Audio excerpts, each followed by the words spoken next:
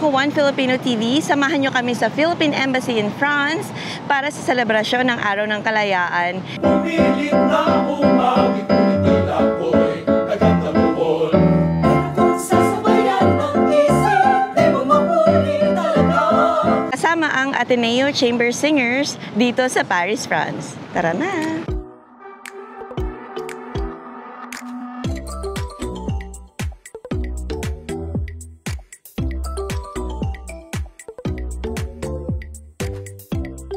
Maligayang araw ng kasarilan sa lahat. We are especially grateful for the presence of the Ateneo Chamber Singers.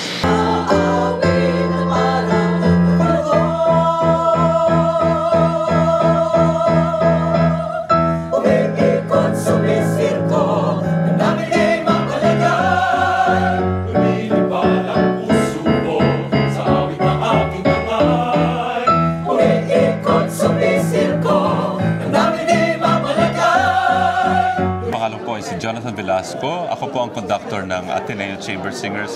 Magmula pa noong 2002 na na-form kami. And sa Pilipinas, ako isang voice teacher sa UP College of Music at saka choral conducting teacher sa St. Paul University. Ako rin po ay isang Board of Trustees member ng Cultural Center of the Philippines.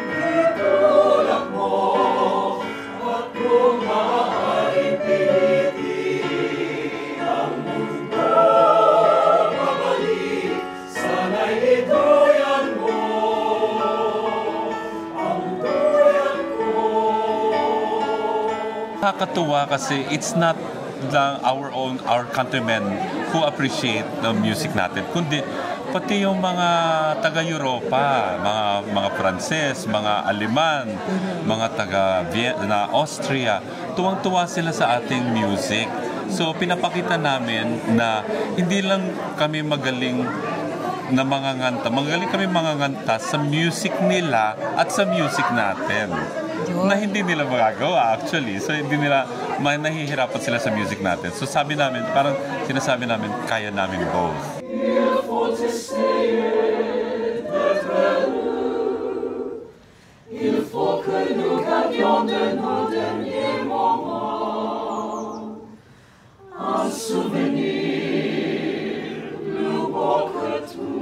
Ano naman po ang kahulugan sa inyo na makapag-perform dito sa Philippine Embassy in Paris ngayong Araw ng Kalayaan? Ayun, isa sa mga pinaka-highlight ng aming tour. Kasi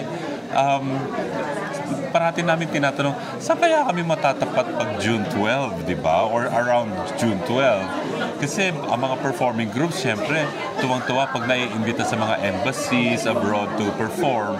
So, nung natapat kami sa Paris, sabi na, ay, ang galing. Kasi we have been in this embassy before, pero hindi June 12. Ayun. So, kaya tuwang-tuwa kami na nandito kami para maki-celebrate sa aming mga kababayan, ipakita yung aming talento, ipakita kung na, magaling talaga kumanta mga Pinoy, gano'n. So, tuwa-tuwa kami. Good morning, my name is John Mojica. I'm the manager of Ateneo Chamber Singers. And thank you for being here with us in Paris this Independence Day, 2025. Yes. Yeah. Ano pong pakaramdam na makapag-perform dito sa Embassy of the Philippines in Paris ngayong Araw ng Kalayaan? It is such an honor kasi of course we sing for the Philippines doon sa mga iba nating Independence Day celebrations, sa mga different celebrations natin. But to be celebrating with our Filipino friends here in Paris it's a different experience, such an honor, really. Yes.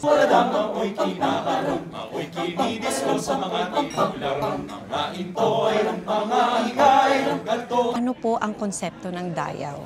Dayaw kasi in different Philippine dialects, specifically in Ilocano and Visayan, it means parang it's a celebration of pride, of exuberance, of happiness, of joy, mga ganyan. So yun. That's why parang this tour has been a celebration of all of that and a lot more for our group and for the Philippines.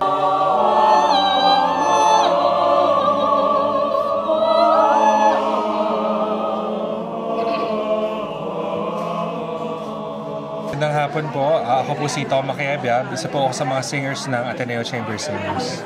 Ano pong pakiramdam na mag-perform dito sa Philippine Embassy in Paris ngayong araw ng kalayaan? Ako, isa pong karangalan sapagkat first time ko po dito sa Paris at maganda po na makita na lahat ng mga Filipino communities, lalo na po yung mga kasama po natin dito, nag-gather together para i-celebrate ang ating kasarilan, lalo na nasa ibang bansa po tayo, no? At napakaganda rin po na makapagkanta po para sa mga Philippine members po natin, Filipino community, ng mga sikat na mga kantang Pinoy at isa pong karangalan na maging part nito po. I am Ivan Grospe from the Office of the President Correspondence Office. Alright. Sir Ivan, bakit sa tingin nyo importante pa rin na i-celebrate natin ang Araw ng Kalayaan kahit nasa abroad na ang mga Filipino? Mahalaga na ipagdiwang ang Araw ng ating Kalayaan sapagkat ang ating kasaysayan ay ang ating tungtungan para ating makita ng mas mahusay at mas matalas ang ating hinaharap. At lalo na ang mga Pilipino ay nandito sa ibang bayan, naniniwala ako na ang ating mga OFWs na nasa iba't ibang panig ng mundo ay mga bayani sa kanilang sariling pamamaraan. Ano po pakiramdam na makapag-perform dito sa Embassy of the Philippines in Paris sa Araw ng Kalayaan? Siyempre karangalan nito para sa Ateneo Chamber Singers dahil lalo na kagagaling lang namin sa Marktoberdorf. Ito ay isang kompetisyon na aming nilakukan sa Germany nitong naaraang linggo. At alam nyo, napakagandang ibahagi yung aming musika dahil napansin namin kahit kumakanta kami ng mga Filipino na kanta, kumakanta kami ng Bisaya, na folk song, kumakanta kami ng Ilocano, nakikita namin na kahit yung mga banyaga, kahit yung mga foreigners, naiiyak sila, namumove sila, kung masaya yung kanta, makikita mo nakangiti sila.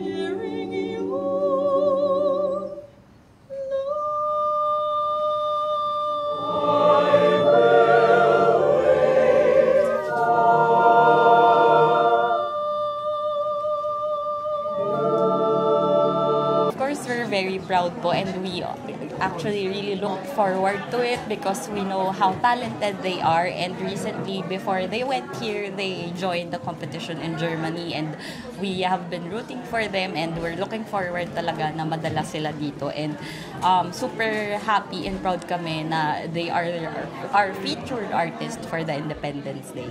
So, we have here Sir Dennis of Hiligaynon Association dito sa Paris, no?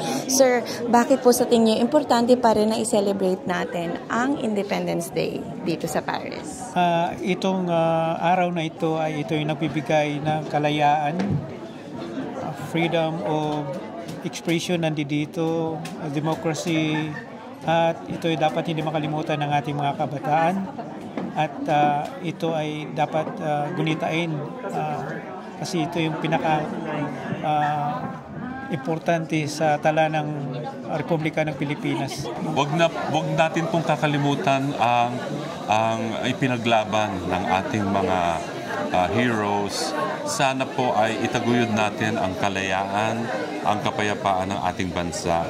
At sana po huwag kayong titigil sa pagsuporta, lalo na sa ating mga talento tulad ng pagkanta. I-encourage niyo po ang kabataan para kumanta kasi ang isang bansang kumakanta ay hindi magiging maghihiwa-hiwalay. Today is the 127th anniversary of the Declaration of Philippine Independence, and we are celebrating it here at the Philippine Embassy in Paris. Nagpapasalamat ako sa lahat ng dumalo at nakisaya sa amin. Ito yung ating araw, lahat ng mga Pilipino. Ang mensahe ko lang habang ako'y nagre-retire na is that I've been very lucky to be assigned to Paris kasi na-meet ko yung Philippine community, which is among the most dynamic, creative, collaborative communities I've ever met in my postings abroad. So ang request ko lang sa community is that ipagpatuloy nila yung kanilang mga creative activities like the artists, the musicians, and lahat ng creative pursuits in the arts. And also yung pag-celebrate ng Philippine culture and Philippine events. Napakahalaga ho yun kasi they strengthen our identity as Filipinos. Yun lang, all the best. And it's been nice knowing you. Salamat po. Puro may ibang ang himig, itong awit.